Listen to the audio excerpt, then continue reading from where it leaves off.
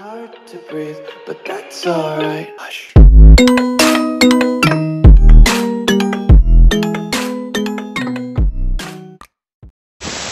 Salut la team, j'espère que vous allez bien. Vous êtes en train de vous dire, qu'est-ce qu'il fout comme ça ce con-là? Et bah aujourd'hui, deuxième épisode de la rubrique du Pistard, pourquoi les pilotes se mettent dans la bulle en ligne droite.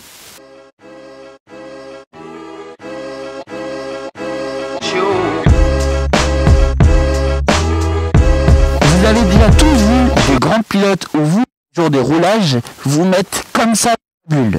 Mais est-ce que vous savez quelle est l'utilité? Donc pour rouler vite dans une ligne droite, il faut éviter tout ce qui peut nous freiner. Que ça soit une pression sur le frein avant, une pression sur le frein arrière, mais aussi une trop grande prise à l'air libre de notre corps. Je m'explique.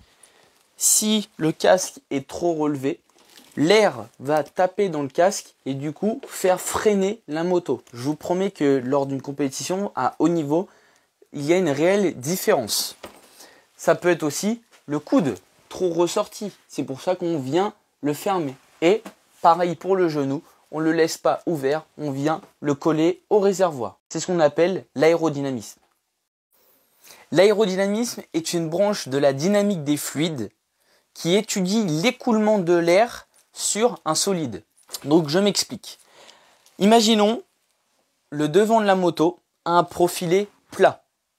L'air, mon stylo, va venir taper la surface plane et rebondir ou partir vers le haut sur les côtés, ce qui va énormément ralentir la moto. Par contre, les motos de nos jours ont un profilé, on va dire, en forme de flèche, comme des profilés d'ailes d'avion, où il y a vraiment un côté aérodynamique qui est étudié. Donc, toujours mon stylo, c'est l'air.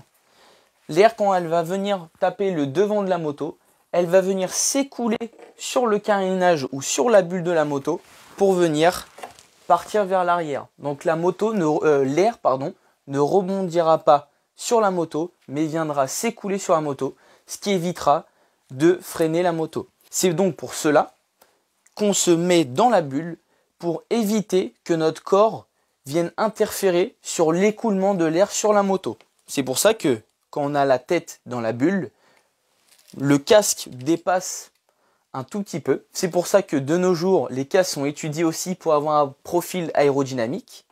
Et les coudes sont rentrés, les genoux sont rentrés et ne dépassent pas de la moto. Par contre, pour le freinage, on va venir modifier ça et faire l'effet inverse. Au lieu d'être rentré comme ça, on va venir au freinage nous redresser pour que l'air vienne taper notre torse et ainsi freiner au maximum grâce à l'air. Voilà la team, c'est la fin de cette deuxième rubrique. J'espère que tu as apprécié. Si tu as apprécié, like la vidéo, abonne-toi pour suivre les autres rubriques qui suivront. Et aussi, n'hésite pas à indiquer en commentaire des idées de futures rubriques. Ça peut être vachement intéressant de l'étudier aussi, de vous l'expliquer. Salut la team!